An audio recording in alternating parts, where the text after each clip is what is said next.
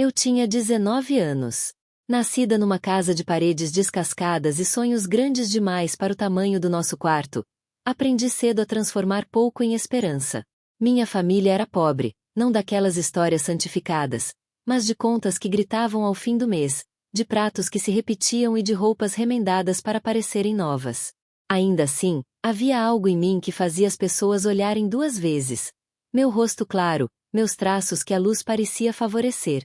Chamavam-me bonita com um tom de surpresa que eu nunca compreendi totalmente. No meu primeiro dia de faculdade andava com o coração batendo por possibilidades. Um mundo que eu imaginava maior do que a cidade onde nasci. Entrei na sala com os livros apertados contra o peito, receosa e esperançosa ao mesmo tempo. Foi ali que o encontrei. Ele parecia deslocado do resto, com postura segura e roupas que anunciavam uma origem distinta. Sorrimos por acaso. E o sorriso dele foi um convite suave, como se cada gesto tivesse sido ensaiado para conquistar. Os dias foram costurando pequenos encontros, trocamos olhares, depois mensagens. As conversas cresceram com leveza. Ele me chamou para um café depois da aula. Eu aceitei sem pensar demais. Falou de viagens, de planos, de como a vida se abre quando se nasce com privilégios. Prometeu cuidado e tempo. Palavras que me aqueceram como cobertor em noite fria. E numa daquelas noites, com a cidade inteira brilhando ao redor, disse: "Vem à minha casa hoje à noite. Quero te mostrar algo." Na minha cabeça, aquilo foi um gesto romântico. Eu, menina de sonhos apertados, imaginei trajetórias e juras. Quando fui, tudo parecia perfeito. Luzes amenas, risos discretos, promessas sussurradas. Ele me elogiava e pedia que eu confiasse. Eu quis acreditar. Ainda assim, naquela primeira vez que cruzei a soleira da casa dele à noite, recebi pequenos sinais que não consegui nomear. Portas que se fechavam com curiosidade alheia, olhares rápidos no corredor, e um silêncio estranho quando, ao perguntar sobre os pais dele, a resposta foi um evasivo mais tarde. Eles não sabiam o segredo que eu carregava no silêncio da minha roupa. Nos dias que se seguiram percebi mudanças sutis, tonturas que eu justificava com cansaço, um medo que começava a morar nos meus passos. Como eu contaria aos meus pais aquilo que nascia em mim? Ainda não sabia que aquele brilho da noite guardava uma semente que mudaria tudo para sempre. Passei a contar os dias pela voz dele no meu telefone. Havia algo na forma como me escrevia, pequenas constelações de carinho em mensagens que eu lia e relia escondida debaixo do cobertor. Marcávamos passeios simples, um sorvete na praça, um banco no parque onde eu fingia não ouvir o barulho das minhas próprias mãos tremendo quando ele tocava a minha, e longas caminhadas que terminavam em promessas baixas ao pé do ouvido. "Vou te casar", dizia ele em segredo, como se fosse um pacto nosso, indo contra o mundo. Eu queria acreditar com toda a força que havia dentro do meu corpo cansado. As juras eram doces e constantes. Ele me presenteava com flores roubadas de jardins que jamais poderíamos pagar. Escrevia bilhetes com uma letra que tentava parecer despreocupada e me chamava de nomes que eu nunca ouvira antes. Minha luz, minha promessa. Em público era atencioso. Diante dos meus amigos era orgulhoso de estar do meu lado. Tudo conspirava para que eu achasse que aquilo era real. E eu, menina de casa humilde e sonhos grandes, deixava que cada afeto fosse um tijolo na construção de um futuro que eu mal sabia desenhar. Mas eu tinha um pedido que voltava como um tambor em minha garganta. Queria que ele apresentasse minha família à família dele. Não por status, por segurança, por respeito, por um desejo de tornar tudo concreto. "Manda teus pais para minha casa", eu repetia, com a voz trêmula em mensagens que enviava à noite. "Quero que eles se conheçam. Quero o sinal de que vamos ser uma família." Insisti inúmeras vezes. Em todas, ele respondia com a mesma melodia: "Me dá um tempo, amor. As coisas vão acontecer no momento certo." O tempo, porém, parecia sempre servir para adiar. Em privado, quando as paredes ouviam e os olhos dele ficavam mais claros, ele pedia outra coisa: "Vem à minha casa hoje à noite. Eu quero ficar só com você." A contradição havia ali, palavras que prometiam futuro, gestos que pediam silêncio. Eu justificava as noites com a poesia do momento. "Ele quer cuidar de mim", dizia a mim mesma. Mas a minha insistência por formalizar parecia ferir algum pudor invisível nele. Ele negava com a suavidade de quem evita espantar uma ave. E eu, querendo acreditar até a última brefe, deixava-o guiar o roteiro que ele traçava. As noites passaram a ser portais para uma intimidade que consumia minhas reservas. Ríamos, conversávamos sobre os sonhos que eu nutria, faculdade, um emprego estável, um pequeno quarto com cortinas novas, e ele dizia que tudo aconteceria. Era fácil esquecer o desconforto quando suas mãos traçavam promessas no meu braço. Era fácil aceitar o consolo das palavras quando elas vinham envoltas em carinho. Ele sorria prometendo um amanhã.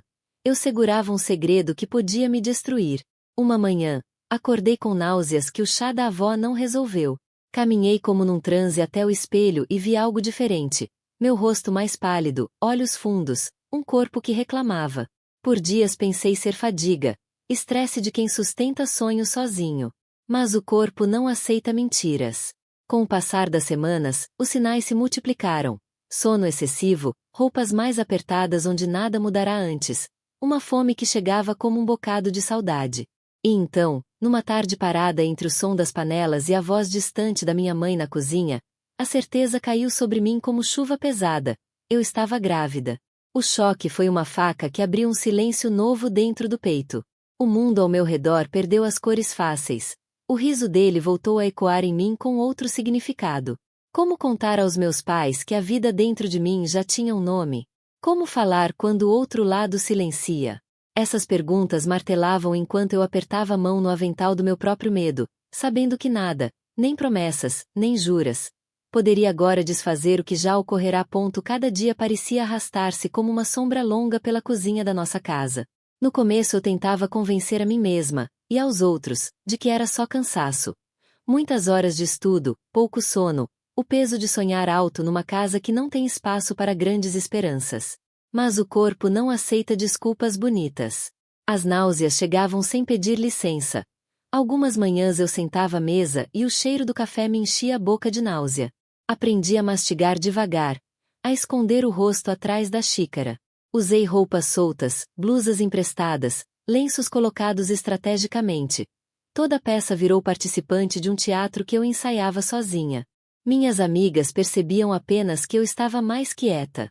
Concordavam com minha desculpa de muito estudo e marcavam encontros que eu recuava à última hora. Eu inventava doenças passageiras, provas extras, falsos compromissos que justificassem minha ausência. À noite, quando a casa adormecia, eu espiava minha barriga no espelho e contava o tempo que levei para aceitar que havia ali algo irreversível. Cada noite eu ensaiava palavras que nunca saíam. Como se eu temesse que o som do meu próprio apelo rompesse a mentira. Fechava a porta e repetia 1000 vezes mãe, preciso falar com você, que nunca tinha coragem de pronunciar. O orgulho também me prendia.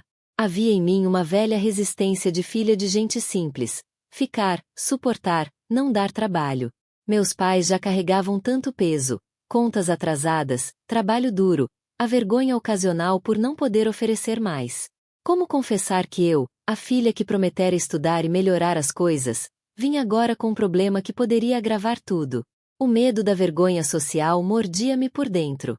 Em nossa rua, as fofocas cresciam rápidas. Uma palavra mal colocada podia virar muralha. Imaginei vizinhos cochichando, parentes de longe apontando dedos, a escola sussurrando sobre meu futuro arruinado. Era uma possibilidade que me paralisava. E, no entanto, havia uma tênue esperança que me arrastava. As promessas dele. Lembrava-me de suas palavras como se fossem talismãs. Vou casar com você. Tenha fé. Às vezes, deitava a mão no ventre e repetia essas juras, procurando coragem. A esperança do que ele disse servia como anestesia. Por algumas horas ao dia, eu conseguia dormir. Mas a contradição persistia. Enquanto jurava futuro, ele pedia noites e silêncio. Por que alguém que prometia algo tão grande evitava torná-lo público? Esse pensamento martelava meu juízo e alimentava dúvidas. Houve episódios que quase me denunciaram. Uma vizinha, sempre tão atenciosa, apareceu de surpresa numa tarde com uma cesta de pães. Sorri, peguei a cesta, e senti o aperto do avental sobre a barriga. Ela olhou demoradamente, e num tom maternal perguntou: "Você está bem, menina?" A voz que saiu de mim foi baixa, trêmula. "Estou, sim." Ela foi embora com um abraço que me queimou, e no mesmo instante me encolhi no canto da cozinha, soluçando. No outro dia, a coordenadora do meu curso telefonou para saber por que eu faltara a uma apresentação. Minha mãe atendeu e ouviu a desculpa que eu improvisara. Depois, com os olhos marejados, tocou meu braço e disse: "Você precisa descansar." O toque de cuidado despertou culpa. As mudanças pequenas tornaram-se mais evidentes. Botões que não fechavam, a cintura que sutilmente cedia, a fome que chegava como um apetite de saudade. Fui marcando consultas médicas escondidas entre as anotações da faculdade, consultando páginas que prometiam respostas em silêncio. Ocultava pílulas e remédios numa caixa de costura. Justificava deslocamentos como trabalhos. Construí um mundo de pequenas mentiras para proteger os outros e a mim mesma. Mas cada mentira consumia parte do meu coração. E enquanto o segredo crescia dentro de mim, também nascia culpa. Uma culpa que se misturava ao medo. E se eu contasse e perdesse tudo? E se eu calasse e perdesse a mim mesma? Essas perguntas rodopiavam nas minhas noites, sem que eu encontrasse um fim. Senti-me aprisionada entre duas vertentes: gritar e enfrentar a tempestade, ou guardar o segredo e permitir que a minha identidade, pouco a pouco, se desfizesse sob o peso do silêncio. Quando a notícia saiu das minhas costas como um sopro quente, não foi por minha voz, foi por um olhar alheio. A vizinha, tia Rosa, voltou a aparecer na nossa porta com um prato de comida. Desta vez, não era apenas curiosidade. "Menina, sua barriga tá grande, você andou muito abatida. Tem alguém te ajudando?" As palavras dela chegaram às orelhas da minha mãe como uma pedra. Em poucos minutos, a casa que sempre fora sóbria tornou-se um lugar de perguntas sufocantes. Lembro-me do cheiro do sabão no avental da minha mãe quando ela entrou no meu quarto. Senti as mãos dela trêmulas ao verificar minha face, e então a pergunta que eu tanto evitara veio, simples e cruel: "É verdade?" O mundo reduziu-se ao peito dela esperando uma resposta. As lágrimas vieram primeiro da minha mãe, não de raiva, mas de aflição, e depois o soluço baixo do meu pai, que tentou ignorar a dúvida e foi direto ao ponto: "De quem é a criança?" Quando contei, vi os olhos dos meus pais mudarem, não de desprezo, mas de uma determinação feroz para me proteger. Minha mãe deixou de chorar para cuidar de mim. Fez chá, organizou roupas, segurou minha mão com uma firmeza que me correspondeu mais do que minhas próprias palavras. O toque dela era uma mistura de medo e coragem. Meu pai, por outro lado, ficou calado no primeiro instante, com a testa franzida como se tentasse entender qual batalha viria a seguir. Depois, como quem troca uma luva, ergueu-se para lutar. "Nós vamos resolver isso", disse ele, e naquela frase houve uma promessa que não me cabia aceitar sozinho. Primeiro houve choros e depois conversas longas, de madrugada, em que minha mãe repetia: "Não te culpo, minha filha. Você é minha filha." Essas palavras, simples, foram mais cura do que eu esperara. Mas o alívio não durou. A realidade tinha um peso prático. Meu pai pegou o telefone com mãos que não tremeram mais e discou o número dele. A ligação tremeu no ar, e eu ouvi um alô distante que soou como se viesse de outra vida. Pediu que falassem com os pais dele, pediu respeito, pediu que aceitassem a responsabilidade. Do outro lado, silêncio, desculpas vazias e uma voz que delegava: "Não sei, converse com meus pais." Quando meu pai exigiu que viessem até nossa casa, a resposta foi um conjunto de desculpas. Ocupados, longe, preocupações que não podiam ser remarcadas. A frieza com que nos trataram doeu mais do que qualquer escárnio. Tentativas de encontro foram respondidas com evasivas, e, em uma ocasião, meu nome foi trocado pela omissão. Ele simplesmente não atendeu às nossas mensagens. Me senti reduzida ao papel de uma sombra que não devia existir no mundo deles. Meu pai então, tomado por uma fúria contida, foi pessoalmente até a residência deles. Lembro-me de esperar na sala enquanto a porta batia e o silêncio do corredor parecia maior que antes. Quando ele voltou, os olhos ardiam de humilhação. Contou-me que fora recebido com educação calculada. Eram palavras de distância, sorrisos que escondiam desdém, e a sugestão velada de que a honra deles não se confundia com a nossa. Nesse dia, a vizinhança inteira parecia ter ouvido o meu segredo. Sussurros percorriam as ruas como vento cortante. Mas em casa, algo mudou de maneira irreversível. Eles não me culparam. Eles fizeram outra coisa. Começaram a lutar por mim. Meu pai procurou um advogado amigo, conversou com parentes próximos, e minha mãe transformou o afeto em logística. Marcou consultas, organizou documentos, destacou roupas simples que pudessem disfarçar e, sobretudo, passou a me lembrar de que não estava sozinha. Entre a dor e a raiva havia também um fio de orgulho. Ver meu pai, homem de mãos calejadas e silêncio redobrado, erguer-se para exigir explicações fez-me sentir menos quebrada. Ele me apertou num abraço que durou o tempo suficiente para que eu soubesse que, mesmo que o mundo nos virasse as costas, naquela casa eu teria defesa.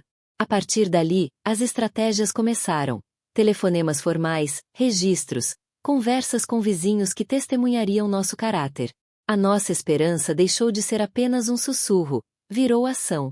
E enquanto a família real se esquivava entre desculpas e portas fechadas, a nossa casa fechou-se em torno de mim como uma fortaleza improvisada.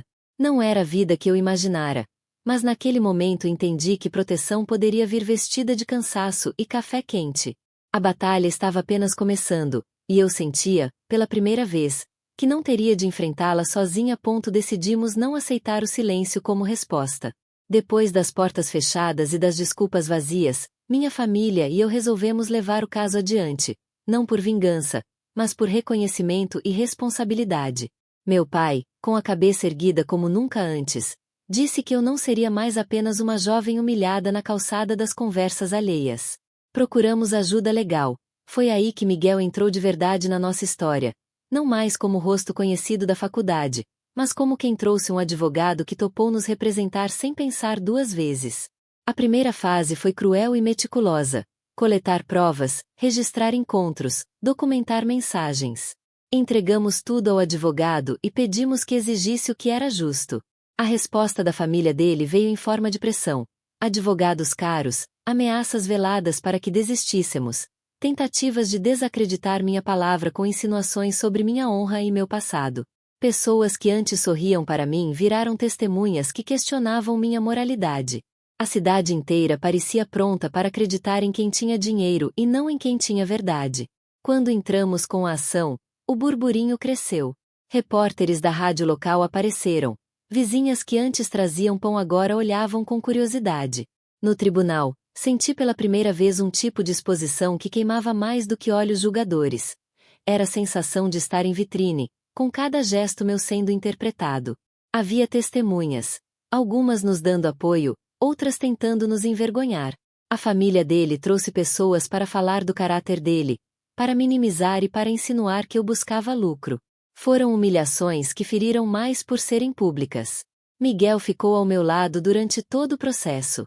Não era só o profissional, era alguém que me lembrava de respirar, que me dizia para olhar nos olhos quando falasse, para não me deixar enredar pela vergonha alheia. No banco das testemunhas, contei minha versão como pude, com voz que tremeu, mas que não quebrou. O momento decisivo foi quando o juiz autorizou o exame de DNA. Eu sabia que aquilo iria expor a verdade de modo implacável, e que nenhuma palavra ou dinheiro poderia alterar a sequência silenciosa que provava a paternidade. Quando os resultados chegaram ao tribunal, senti como se o chão se abrisse e também se firmasse sob meus pés. O exame não deixava margem para interpretações. O vínculo biológico estava ali. Eles nos chamaram de oportunistas. A verdade, porém, tinha uma prova que não mente: o DNA. A sala que antes murmurava começou a prestar atenção. Palavras frias de advogados e insinuações perderam força diante daquele laudo técnico e inquestionável. O juiz proferiu sua decisão com firmeza: reconhecimento da paternidade, multa por danos morais e instruções claras para que a família assumisse responsabilidades. Foi um alívio que misturou lágrimas de triunfo e de cansaço. No tribunal eu não era mais só uma jovem envergonhada, eu era a voz de algo maior. A voz de quem exigia que promessas fossem assumidas e que ninguém, por rico que fosse, pudesse escamotear suas obrigações. O caminho para a reparação e o acesso a direitos havia sido aberto, e eu senti que, pela primeira vez desde que soube da gravidez, havia justiça do meu lado. Depois da decisão no tribunal, o silêncio que antes me sufocava deu lugar a outro tipo de silêncio: o do respeito. Não foi imediato, nem fácil. A família dele ainda tentou negociar nos bastidores, propor acordos que me deixariam com migalhas em troca de desistir do que me era de direito. Mas, orientada por Miguel e pelo advogado, Mantive a cabeça erguida. Decidimos avançar não apenas pelo reconhecimento da paternidade, mas também pela compensação justa. Porque minha vida havia sido marcada, meu futuro comprometido, e a responsabilidade não podia se limitar a um nome no registro. A negociação foi longa e dolorosa. De um lado, advogados que tentavam me reduzir a uma figura oportunista. Do outro, eu, com meu ventre já não mais escondido, e com a coragem de quem havia sobrevivido à vergonha pública. Quando a decisão final saiu, senti que o peso de meses inteiros escorregava dos meus ombros. Eu teria acesso a uma compensação financeira de 1 milhão de libras, além de uma casa de luxo que pertencia à família dele. Era mais do que dinheiro ou paredes, era símbolo. Símbolo de que não podiam mais me calar, de que a justiça tinha braços longos o suficiente para alcançar até aqueles que se achavam intocáveis. Receber as chaves daquela casa foi um dos dias mais contraditórios da minha vida. Entrei pelos corredores amplos e frios, e pensei em como, por meses, eu treme para contar que carregava dentro de mim uma vida. Agora, cada espaço se tornava um lembrete não da humilhação, mas da reparação. Eles acharam que me derrubariam. Só não contavam que eu aprenderia a caminhar com um novo par de sapatos. Com os recursos em mãos, tracei um novo caminho. Investi em educação, voltei a estudar, concluí cursos que antes pareciam impossíveis, e finalmente comecei a construir uma carreira sólida. Permiti-me sonhar novamente, mas agora com base em escolhas próprias e não nas promessas de outro. Comecei a me vestir sem medo, a frequentar lugares onde antes me sentia deslocada. A cada passo, era como se eu recuperasse um pedaço da jovem que quase havia sido destruída pela vergonha e pelo silêncio. O mais surpreendente foi perceber que minha vingança não tinha o sabor do ódio. Não era sobre destruir a vida dele, nem sobre ferir de volta. Minha vingança era outra. Era devolver a dignidade que me roubaram, era mostrar para mim mesma, e para todos que me julgavam, que eu não seria definida por um erro ou por uma traição. Hoje, quando caminho pela varanda da minha casa e sinto o vento tocar meu rosto, não penso no escândalo, mas na reconstrução. Minha herança não foi apenas material, foi também emocional. Descobri uma força que nem eu conhecia. E se antes minha história era narrada no escuro da vergonha, agora é contada sob a luz da dignidade recuperada. Essa foi minha vingança justa. Não um ato de destruição, mas o renascimento da mulher que eu sempre poderia ter sido. Miguel apareceu na minha vida como quem entra silenciosamente num capítulo que eu já havia perdido a esperança de escrever. Conhecemo-nos na faculdade, ele sempre com livros de direito debaixo do braço, olhar atento e aquela calma que parecia dizer que as coisas, por mais difíceis, tinham remédio. Quando minha história vazou e eu me vi acuada, foi ele quem bateu a porta da nossa casa sem alarde, trazendo um caderno cheio de anotações e a convicção de quem acreditava que justiça era um caminho possível, não um luxo para ricos. Tinha 26 anos e uma postura que não buscava aparecer. Miguel era voluntário em um centro comunitário, estudava para ser advogado e já ajudava pessoas da rua a preencher formulários, entender direitos, encontrar apoio. Não era exatamente o tipo de herói que cresce em filme, não havia capa, nem discursos inflamados. Mas havia algo mais raro: integridade.